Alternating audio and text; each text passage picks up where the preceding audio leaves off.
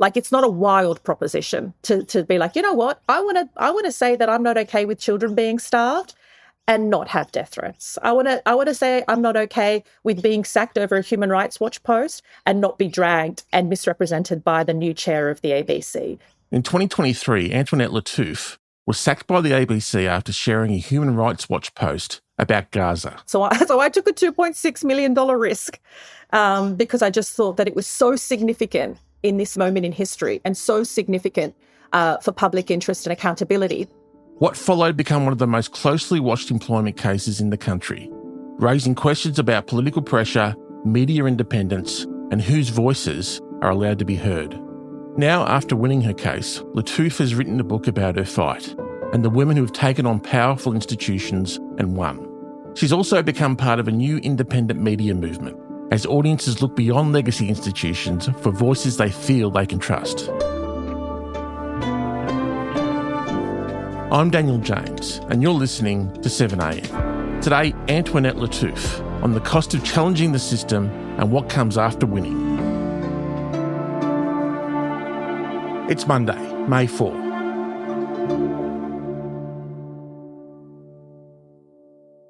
Antoinette, good to see you. You write that your case was never just about wrongful dismissal. It was about challenging systems designed to silence voices like yours. What did you mean by that?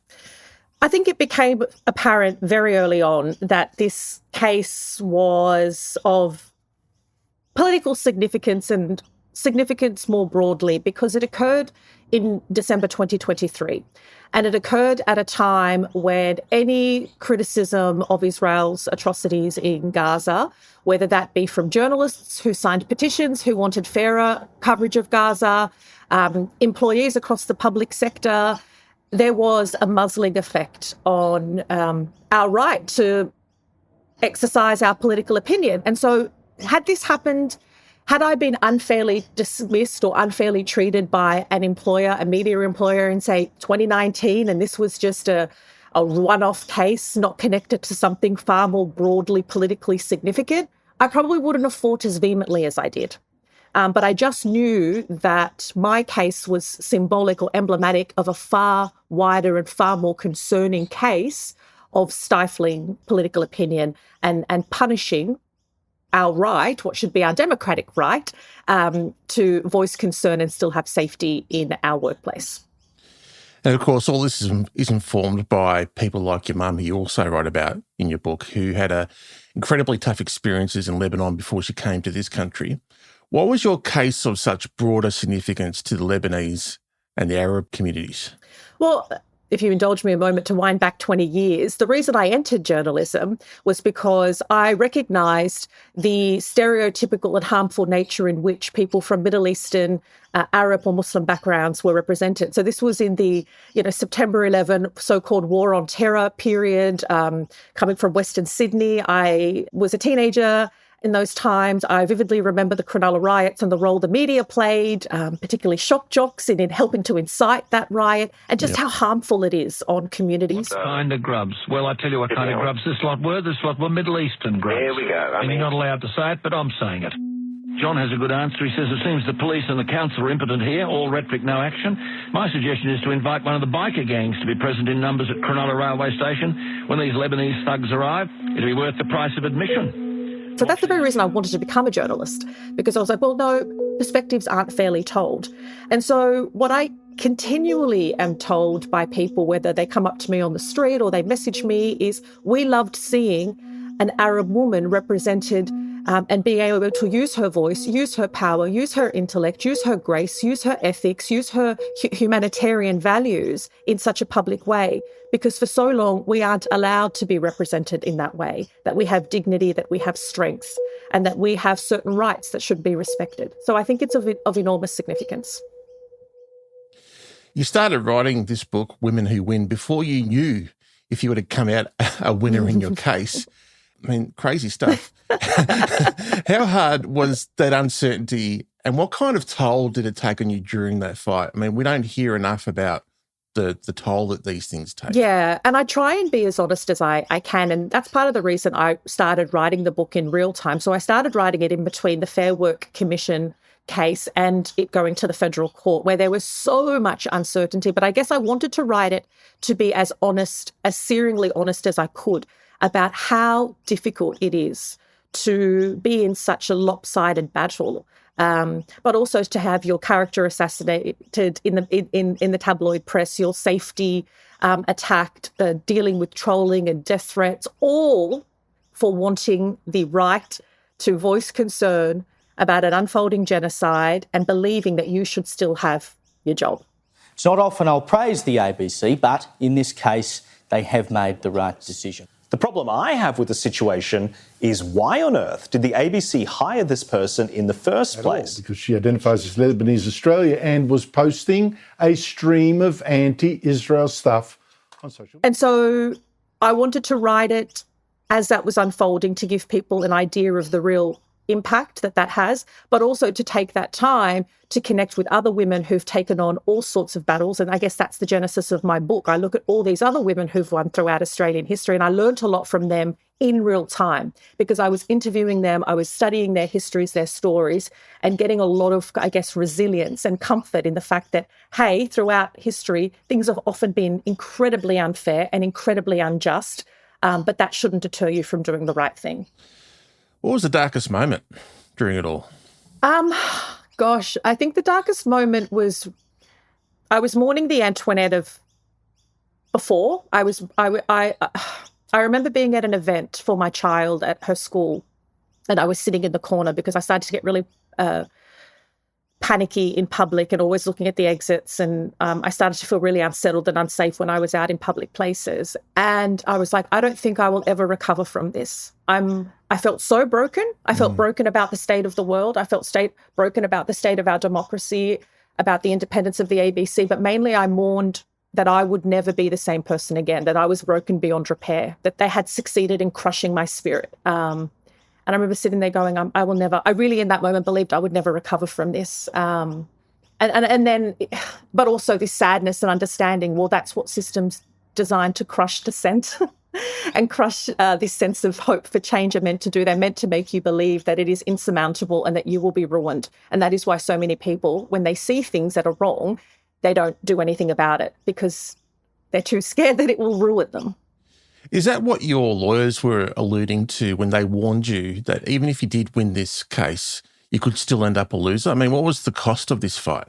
Oh, absolutely. There were many a times, and I'm so grateful. My incredible lawyers and barristers really had this like trauma-informed mode of operation where the entire time, like Josh Bornstein, my principal lawyer, sat me down when we first started. He's like, listen, I'm going to be straight with you. I have done a lot of these matters before. You will probably never work again. Get a therapist. If not, get two. I have seen this ruin people, ruin their relationships, ruin them financially. Are you prepared to do this? And then just before we went to trial, my barristers said, look, it's our duty to say, Antoinette, like, we don't know if you'll win this. You may go bankrupt. If you don't win this and the court orders that you pay the ABC's legal fees. I know that our external costs at this point of all of the components of that, I think, are now more than $2.5 million. And I was like, no, you need to proceed because we need all of those emails and all of that evidence in the public domain. It needs to come out. So I took a $2.6 million risk because I just thought that it was so significant in this moment in history and so significant for public interest and accountability that I literally I ended up calling my cousin who was a lawyer and being like, cuz, is it really that bad if I go bankrupt? Like, what does it mean? And and then he was like, listen, Antoinette, you don't want to go bankrupt. Anyway, I took the bet and I'm not bankrupt, thankfully. So it was worth it? Yeah, I'd do it again. Even it was horrible and I wish it on no one. I would do it again. Coming up, why people are turning away from mainstream media.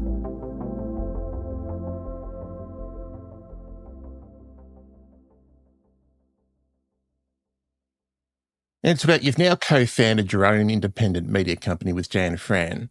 How do you define independent media? Because if you look at, titles like the Sydney Morning Herald, they would call itself independent. The Guardian would call itself independent. Another a whole range of mainstream media outlets would call themselves independent. What do you think defines independent media? Yeah, that's a really good question, because we often laugh at, and part of what we do is, yes, we do analysis and breakdown, but we find the humour in a lot of the hypocrisy when independent always is used as the SMH's tagline, which is not true, because you're beholden to advertisers, you're beholden to potentially political interference. Like the ABC, right up until their last breath, even on the stand, were saying, no, we are impartial, and we would never be swayed by lobbyists. And there was like, well, federal court judge found that she capitulated to appease pro-Israel lobbyists. So that, in fact, is not true. And so I think it's important that we always scrutinise those who call themselves independent, because they're not above reproach, and neither are we. But our brand, and I can only talk about what media does, we don't align ourselves, like we don't allow any advertising from gas companies, from gambling, from alcohol. We don't collaborate with anybody who is on the BDS list. And to be honest, we barely have advertisers. Like, we mainly rely on subscribers, so that our independence, like, we are only answerable to our audience, which means that nobody other than Jan Fran and myself determine the editorial direction of what we do and what we say. And it seems like you're part of a broader movement with people seemingly turning away from mainstream media increasingly. Why do you think that is? I think time and time again, and this is across institutions, it's not just the media, there's a real trust deficit. There's historic low levels of trust in government, historic low levels of trust in business, but also in the media. I think it's because it's been so plain to see, particularly in the past 2.5 years, the sorts of lines and rhetoric that we're being fed by legacy institutions and even our politicians, where we're like, hey, are you trying to gaslight us in real time? We can see what is happening in Gaza and to children. Are you, like, even just recently, a few weeks ago, the National Press Club hosted the Israeli ambassador to Australia, where he, with a straight face, was allowed to say, oh, we don't kill journalists. No, Israel does not. So let's state the facts. Israel has never targeted a journalist just for being a journalist. The truth behind it is that Hamas and Hezbollah guise themselves as press and remain terrorist operatives. We're meant to believe those lines that used to go either unchecked or unchallenged when we have the evidence in our very hands on our phones. So people are seeing that disconnect. There was already a trend of distrust, and I think it's been really accelerated in the past 2.5 years, because we have been able to see this huge discrepancy in the so-called democratic values that we have and how those don't seem to apply, or that honesty and transparency doesn't seem to apply with the unfolding atrocities in the Middle East. Is mistrust in the media, is that one reason you think shows like yours are sort of taking off? Because, you know, you unpack a lot of the media coverage around the place, because that media watch market, for want of a better term, has really exploded of late. Is that one of the reasons why? Yeah, I think people are skeptical of power, whether it's skeptical of tech behemoths and social media algorithms. They're getting a sense of when things are shadow banned. They don't like the fact that power is being concentrated in the hands of fewer people. And in Australia, we have one of the most concentrated media markets in the world, second only to Brazil. We also have more and more billionaires buying up social media outlets and media companies. And so people are like, this doesn't feel like it's in the interests of us. It feels like it's in the interests of the agendas of fewer and fewer people. And I think that's a healthy amount of skepticism. But with people turning away from institutions also makes things like misinformation and disinformation rife, or the ability to want to believe that. It's also concerning in the kind of the manosphere, or radicalisation, ideological radicalisation. And so it's not all roses to be like, oh, turn away from institutions. Yeah. Because I think vulnerable people can be really manipulated, and that's when, you know, some really dangerous attitudes and dangerous behaviours can follow. So how do you think mainstream media organisations and institutions like the ABC can improve and win back trust with Australians? I mean, I think they need to be honest about their shortcomings. Organisations make mistakes, humans make mistakes. I think the entire time, the fact that, in my case in particular, for it to take a micro look at first, the fact that there was denial and bullying and gaslighting and smearing until the 11th hour, they just they continued to dig a hole for themselves. There were so many times when just me and even my legal team, and I know the members of the public were like, why the fuck are they still fighting this? What are they doing? They are just digging deeper and deeper and deeper, and they've continued to dig. And then even coming out the other end of it, haven't overhauled anything to do with the way the board can be influenced. There hasn't been any investigation into who leaked my sacking to the Australian newspaper, because that happened. That was published before I even got home. So the ABC hasn't done anything to suggest that it's learned and wants to improve. So step one is to acknowledge when you're wrong, like really acknowledge it. Don't do we are sorry you were offended type thing. I still haven't got an apology from Kim Williams, the chair. And I haven't really seen any material change other than a defensiveness and a doubling down from the new board and managing director.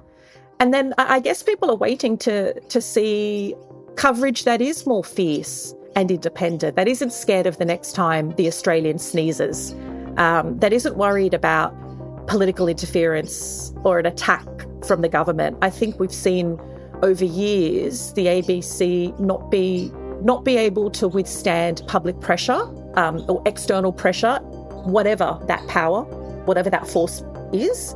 And I think a big way to win back audience trust is to show that you can withstand that. And we're yet to see enough evidence of that.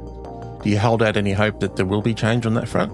I would love for there to be, because it's so important for our democracy. It's so important for public interest journalism. I'm just not sure what else it's going to take for that change to come about. But of course, I wish for it. Antoinette, thank you so much for speaking with us. Thank you so much for your time.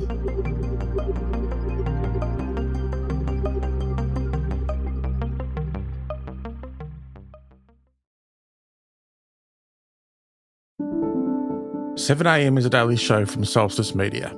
It's made by Atticus Bastow, Ariel Richards, Chris Dengate, Crystal Keller, Travis Evans, Zoltan Fecho, me, Daniel James, and Ruby Jones, who I'm excited to say will be returning as host this week. We'll be back with 7am tomorrow, where we'll be chatting to the CEO of Snake, Catherine Little, about the heartbreaking death of Come and Dry Little Baby and the lessons as a nation we need to learn from the tragedy. See you then.